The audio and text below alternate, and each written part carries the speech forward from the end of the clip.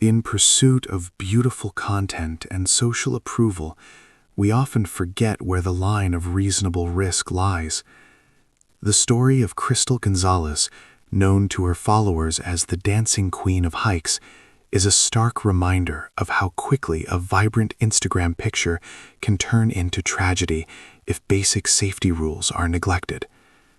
Recently, we discussed the death of actor Julian Sands in the San Gabriel Mountains near Los Angeles. Today, we will talk about another incident from the same area, and again involving someone whose life was connected to media. This concerns the tragedy that befell blogger Crystal Paula Gonzalez, known as the Hiking Queen, who never returned from those slopes. Social networks have long been a part of everyday life, for some more, for others less, but the desire to share bright moments and receive feedback pushes many to maintain personal blogs. Outdoor enthusiasts, hikers, climbers, travelers are no exception. Many document their hikes, ascents, and adventures. There's nothing wrong with this. It allows others to see places they've never been, sometimes gain useful experience, or simply enjoy beautiful footage. But sometimes the craving for spectacular content pushes bloggers to reckless actions. When you look at your phone screen, it seems enough step a little closer to the edge, turn a little more, and the shot will be perfect. At that moment, you no longer think about how slippery the ice is underfoot. You don't feel the rubber attachment of your microspikes stretching on the sole.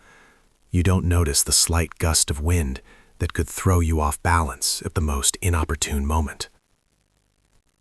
Crystal Paula Gonzalez lived in Los Angeles, near Hollywood. This very location seems to provoke an active media life. She maintained social media, sharing yoga practices, runs, and bike rides. Instagram photos, story videos, short clips, all were part of her daily routine. At 56, Crystal decided to take up mountain hiking and make it the main theme of her blog. Her 4 children had already grown up, moved out, and started their own lives, and her new passion completely captivated her. She actively posted photos from picturesque locations, filmed short videos from hikes, always smiling, always energetic, always on the move. Sometimes she would dance right on the summit, hence the nickname. She gathered a circle of devoted followers who eagerly awaited new posts, commented, liked, and admired her vitality and determination.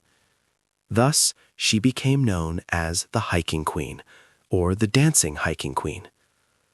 On January 8, 2023, she recorded another video, cheerfully announcing that she was heading out on the Baldy Bowl Trail. The video was shot in the dark. Outside, it was still dusk, stars just beginning to fade. Evidently, the group set out before dawn, early in the morning, to complete the main part of the ascent by noon, before the sun warmed the snow and made the slopes even more dangerous. She wasn't alone. She was with several friends who also wanted to hike this trail near Mount Baldy, a group of experienced hikers, accustomed to winter conditions. At least, that's what they thought. Mount Baldy's summit is very close to Los Angeles, just a couple of hours by car, and you're no longer in the bustling metropolis with its traffic, smog, and noise, but among snow-covered pines and mountain peaks, admiring breathtaking views. The air is different, thin, frosty, stinging the lungs. The silence is different, the kind that rings in your ears. And the sky is different, higher, clearer, so blue it hurts your eyes. As one might easily guess, the San Gabriel Mountains are extremely popular with hikers due to their accessibility, abundance of trails, and relatively low altitude. These are not the Himalayas, not the Andes, not even full-fledged Rocky Mountains. It seems that everything is under control here. It seems like just a walk with a small elevation gain. There's the city, below. In case of anything, help will arrive quickly. But these outwardly simple mountains create a host of problems for rescue services, which regularly have to evacuate travelers, those who have fallen from cliffs, been caught in sudden bad weather, or simply gotten lost. The statistics here are not encouraging. Every winter, dozens of rescue operations, several deaths, and all because the mountains deceive with their proximity to civilization. The fact is, the San Gabriel Mountains are a kind of storm factory. Sunny weather here can change in minutes to a fierce blizzard and hurricane-force winds. You walk in a t-shirt, enjoying the warm Californian January sun, and half an hour later you're bundled in a down jacket, trying to hide from an icy wind that knocks you off your feet. And not just any wind, but one of the most powerful on the planet. Gusts can reach 400 kilometers per hour. That's tornado speed. It's a force that rips people from the slopes like autumn leaves. But Crystal had hiked this route many times before, both in summer and winter, and was, in fact, quite an experienced hiker. She knew these trails, recognized the turns, remembered where the steep ascent was, where rocks were slippery even in summer, where it was better to keep to the left side. She had explored numerous mountain trails around the world, bringing back vivid photos, for which her audience loved her. For example, she had been to Mount Whitney, the highest point of the Sierra Nevada range, 4,421 meters. A serious altitude, where the thin air is already felt, where every step is harder, where the head feels slightly dizzy from lack of oxygen. Although she didn't reach the summit itself, apparently acclimatization prevented it, or weather interfered, she had visited several neighboring peaks. So she had a certain amount of mountain experience. Not professional, of course, not mountaineering, but sufficient to feel confident at moderate altitudes. Moreover, she had hiked the route across Mount Baldy just a few days before the described events and posted many beautiful photos online featuring snowy peaks and soft snow. The snow in these photos looked almost toy-like, white, clean, lying in soft caps on the rocks. In her posts, she noted that conditions on the mountain were quite serious due to the large amount of snow and ice, and urged hikers to be careful. Yet she herself looked relaxed, smiling, everything under control. From these photos, one can also judge the hiker's equipment. It's visible that she was using an ice axe for self-belay, a long metal tool with a pick and a spike. This is already good.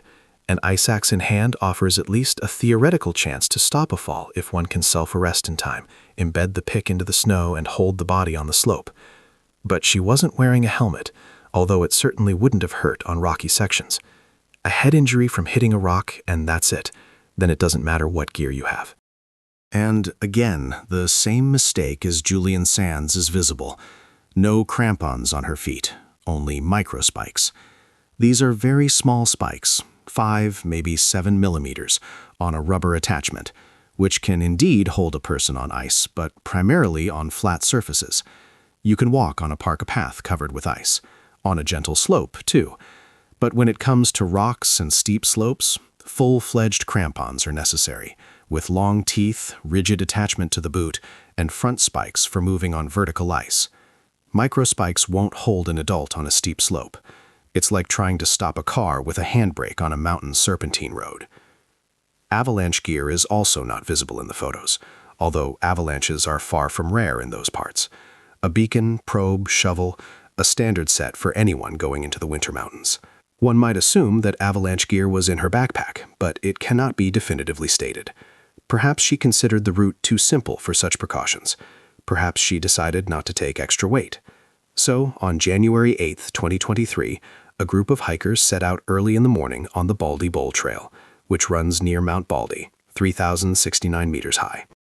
Darkness had not yet fully receded. Headlamps cut white cones through the frosty air. Breaths came out as steam. Boots crunched on packed snow. Crystal Gonzalez recorded a video for social media, a quick clip, a couple of phrases, a smile, energy, and put her phone in her pocket. The group moved towards the summit, unaware that in a few hours her life would be cut short. The ascent went smoothly. The weather was good. The sun had already risen. The wind was light. Visibility was excellent. Below, in the valley, Los Angeles was visible. a huge urban sprawl spread along the coast. From up here it seemed toy-like, unreal. Leg muscles worked rhythmically, familiarly. One foot, then the other. Step, inhale, step, exhale. The monotony of movement calmed, induced a trance. Thoughts flowed slowly, lazily, about nothing specific. Around noon, when the group was already quite close to the summit, perhaps half an hour's walk left, maybe less, the hikers stopped to take impressive photographs. The spot was beautiful, open. The name Mount Baldy can be translated as Bald Mountain. Unlike the lower slopes, it's not covered in forest. Trees remained below. Here there were only bare rocks, snow, and ice. Such open terrain leads to the formation of slippery, icy slopes. The wind polishes the surface. Snow compacts, turning into hard crust. Beneath it, pure ice, smooth as glass. According to some reports, Crystal was posing on one of the rocks, wanting to get beautiful shots. She moved slightly aside, stood where the background was better. Maybe she took a few test shots.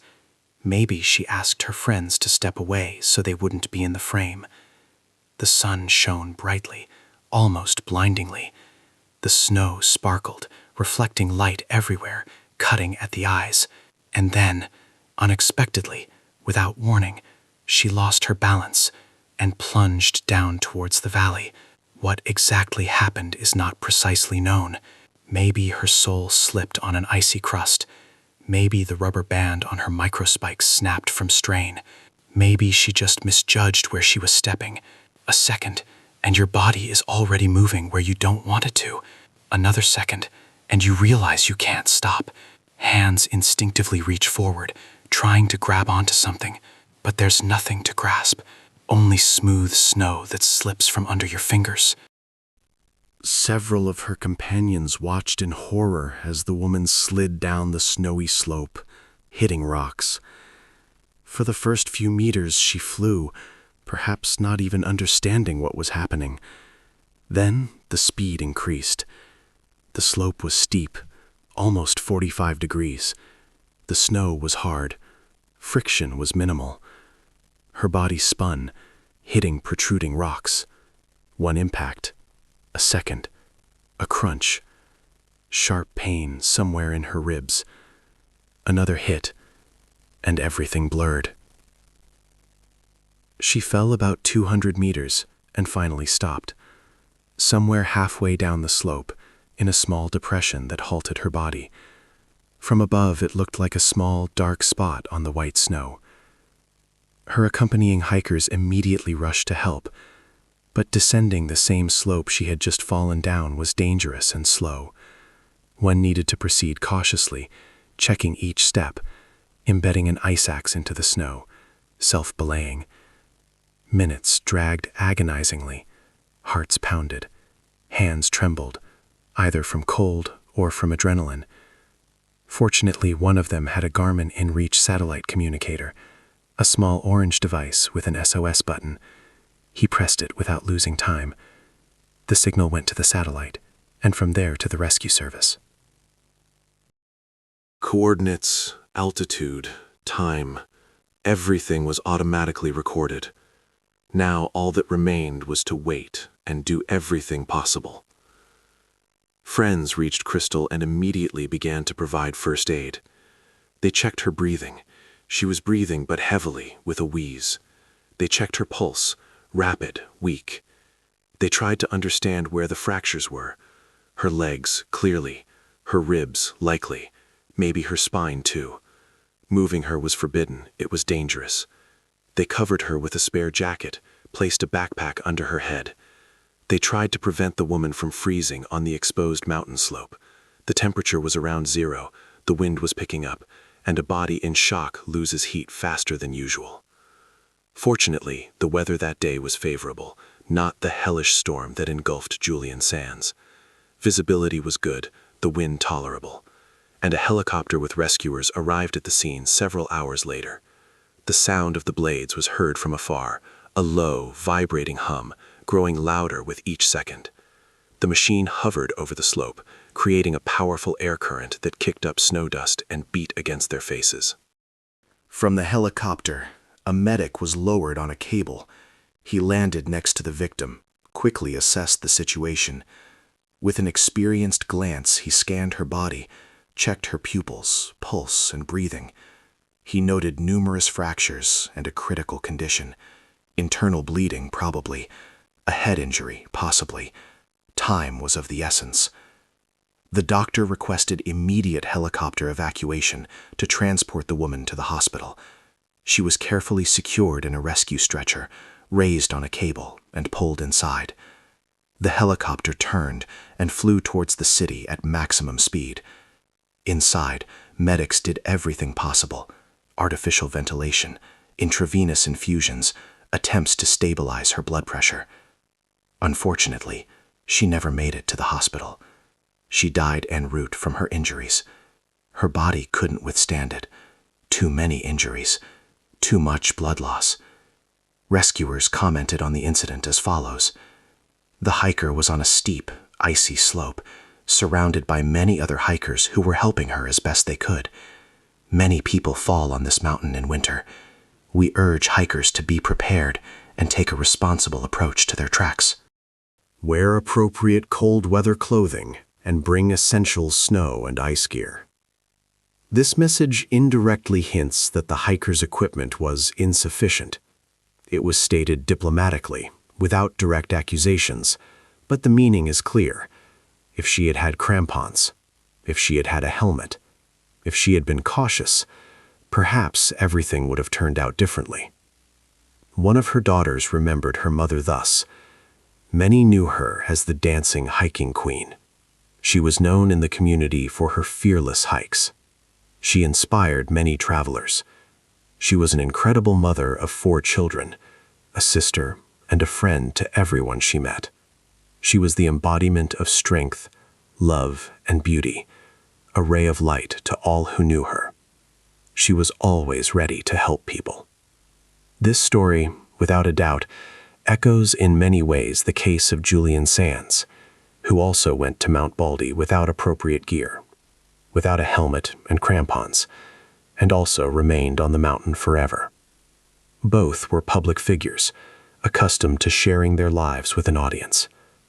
Both found themselves on the same mountain at the same time of year. Both failed to bring the simple items that could have saved them. However, in the case of actor Julian Sands, the tragedy was mainly caused by bad weather and a snowstorm. He encountered hellish conditions where visibility drops to 0, wind knocks you off your feet, and cold kills in a matter of hours. In Crystal's case, the cause of the tragedy could precisely have been the desire to take beautiful photos somewhere on the edge of an icy slope. The weather was good. Visibility was excellent. The group was experienced. But she went a little further than she should have, stood a little closer to the edge, didn't think that underfoot was not solid ground, but slippery ice. Evidently, the small spikes on her boots were insufficient. They simply couldn't bite deep enough into the hard, icy surface. Perhaps the rubber band on her microspike snapped from tension. Perhaps the attachment simply came off at the most inopportune moment. The woman lost her balance. Her hands reached for her ice axe, but did she have time to pull it from the loop on her backpack? Was it even in her hands at that moment? And even if it was, most likely her ice training would not have been enough to self-arrest on such a steep, icy slope. This is a skill that requires practice. You need to instantly roll onto your stomach, embed the pick of the ice axe into the snow, press your whole body against it, and dig in with your boot toes. All this at speed, when your body is spinning, when panic clouds your mind, when every second counts. The woman flew down, gaining speed and hitting rocks. 200 meters is 80 stories. That's enough time to realize what's happening, and not enough to change anything. This story also recalls the incident with Korean hiker Gigi Woo, also known as the bikini hiker, who also fell from a height during a solo hike, possibly wanting to take striking photos for her followers. The same logic. A beautiful shot is more important than safety. The same result. Death on the mountain. The cause of the tragedy was, as usual, a combination of factors. There is never a single cause, always a confluence of circumstances. Firstly, Baldy Bull is a very popular route. Crystal herself had been there literally a week before the tragedy, and many times before that. The fact that she was in familiar territory where nothing dangerous had happened to her before may have caused the hiker to relax and lose vigilance. This is called false sense of security. You think, I've been here 10 times, nothing happened, so it won't happen now either. But mountains don't operate on that logic. Every time is like the first. Every time conditions are different. Secondly, good weather. Paradoxically, good weather often becomes a risk factor. When the sun shines, when it's warm, when you can see far around, a person relaxes. They feel there's no danger. They start thinking about shots, beauty, impressions, and not about the fact that every step could be their last. But the most important factor, undoubtedly, remains unsuitable equipment and lack of experience. If she had spent more time in real winter mountains, not leisurely ones like Baldy, but serious ones, she would have known about the danger of such icy slopes intuitively, at a reflex level. She wouldn't have risked it for beautiful photos. She wouldn't have gone there without full-fledged crampons. She wouldn't have stood on the edge where the snow was thin, and under it, ice. Mountaineering crampons. Just one piece of equipment could have saved her life. Metal teeth biting into the ice. Stability, confidence, control. And the whole story would have turned out differently. She would have stood for the photo, taken the shot, returned to her friends. They would have descended, had coffee in the car, shared their impressions. She would have posted the photo on Instagram, received hundreds of likes, and no one would have ever known how close she had come to death. Combined, these factors led to the tragedy. Familiar route, plus good weather, plus inappropriate gear, plus the desire for a beautiful shot. Each of these factors individually is not fatal, but together they create a perfect storm. Even in the lowest, even in the simplest mountains, where you frequently go, you must not lose vigilance. A mountain doesn't become safer just because you've been on it 10 times. Ice doesn't become less slippery because the weather is good. A fall doesn't become less deadly because the slope is familiar.